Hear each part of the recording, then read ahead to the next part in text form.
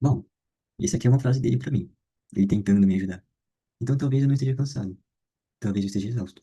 Porque no fundo, talvez o que você sempre quis não fosse entender tudo. Mas finalmente encontrar um lugar onde puder descansar. E tá, isso fez bastante sentido. Pensando em mim há uns anos atrás, você entende que eu não estava tão bem, porque tudo era tão novo, tudo era tão estranho, tudo causava tantas emoções, né? Tudo que você for fazer de primeira vez, sentir de primeira vez, vai dar tanta emoção.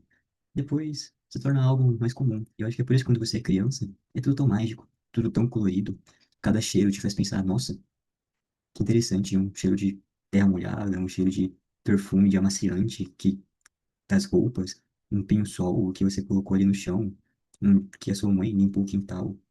Eu acho que é por isso que é tão mágico. E depois fica tão desmágico.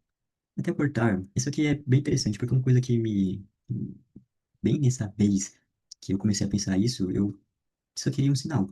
E eu abri algumas páginas, assim, para ver o que encontrava de filosofia, e eu encontrei Clarice Lispector. E ela fala algo bem interessante. Até umas reportagens que ela fala, né, que, nossa, como que pode? Um gramático, realmente leitor, que tem diploma de português, não entendeu o que eu quis escrever. E agora uma garota de 17 anos, ela lê e relê meus livros entendendo o que eu quero dizer. Depois ela fala uma frase bem icônica, mas eu esqueci. Bom, aí é que tem umas frases delas que é, até cortar os próprios defeitos pode ser perigoso. Nunca se sabe qual é o defeito que sustenta nosso edifício inteiro. Ah lá, tá vendo? Você tentou se entender, né? Talvez era um defeito, né? Que sustentava todo o nosso edifício. Tem várias coisas que pode sustentar. Você vai tentando, tentando, tentando. É uma coisa de cortar. É como se fosse uma ramificação, uma flor. Você corta e nasce ramos. E ali na ponta nasce uma flor. Ela desabrocha. E quando tiver perguntas e não houver respostas, continuarei a escrever.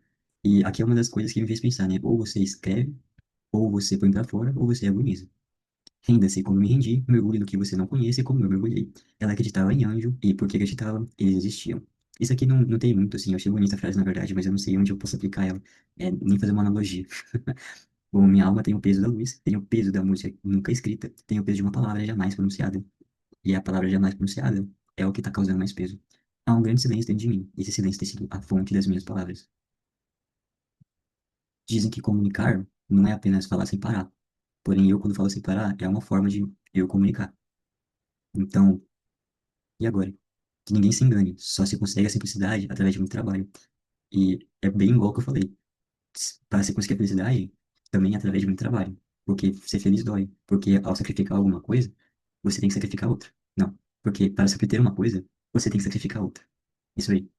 Bom, não tenho tempo para mais nada. Ser feliz me consome muito. Isso é muita verdade há uns anos atrás. Eu queria muito ser feliz. Eu queria muito entender tudo para entender a mim e ser feliz. É estranho, porque se tiver uma gravação de 2 anos atrás, e tem, porque eu tava gravando um vídeo 2 anos atrás, para mim mesmo, estudando para vestibular, você vai ver como que tava. E se você comparar duas coisas desse período gigantesco, não gigantesco, né, pô, 3 anos, mas tá bom, vai, esse período grande de tempo, você vai ver uma diferença absurda. Ah, perder-se também é caminho. Todo mundo se perde, porque se ninguém se perdesse, como alguém ia se encontrar, né? Ou talvez ela nem se perdeu, né? Ela nunca nem se encontrou, então teve que se encontrar. Realmente não tem só um caminho para montanha, né? Tem vários caminhos. Eu escrevo como se fosse para salvar a vida de alguém, provavelmente a minha própria vida. Eu tô gravando esse vídeo para você como se fosse para salvar a vida de alguém, que sou eu. Hum, Ela era forte e frágil ao mesmo tempo, com uma xícara de porcelana cheia de café quente. Uma xícara de porcelana totalmente frágil, mas por dentro, totalmente quente. Totalmente perigoso. Perigosamente pronto para te queimar. Passei a vida tentando corrigir os erros que cometi na minha ânsia de acertar. E na minha ânsia de acertar, eu tive que errar. Talvez para fazer um vídeo do resolver uma questão, eu tive que errar 20 vezes.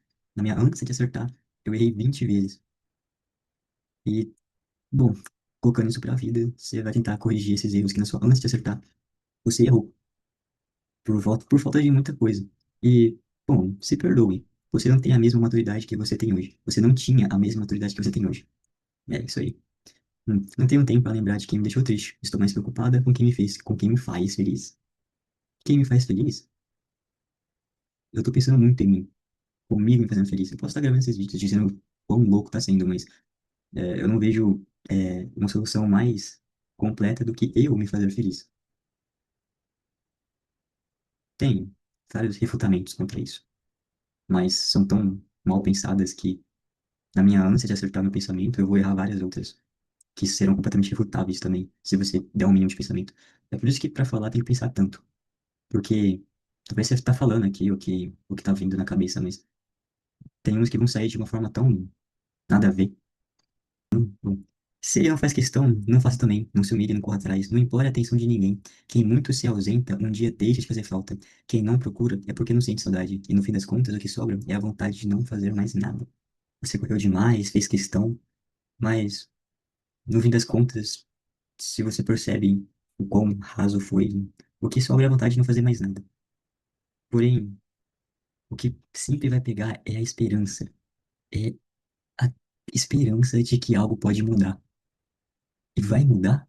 É claro que você não pode pensar que sim, porque pensar que sim é muito lindo. Você até pode ser pessimista, mas você vai pensar que sim.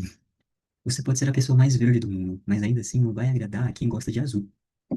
Uma flor não pensa em competir com a flor ao lado, ela apenas floresce. Por que se compara? Você não é difícil de amar só porque foi mal compreendido pelas pessoas erradas.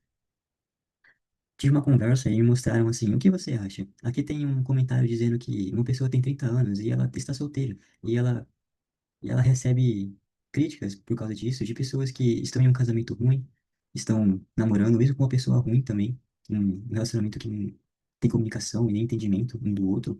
E o que você acha sobre isso? Aí eu respondi, na verdade, é 50-50. Se ela tiver, bom, se ela tivesse uma moto e fosse falar de moto num grupo de carros, ela ia ser a pessoa mais mal compreendida, talvez, e zoada. E se ela gostasse de carros num grupo de moto, ia ser a mesma coisa.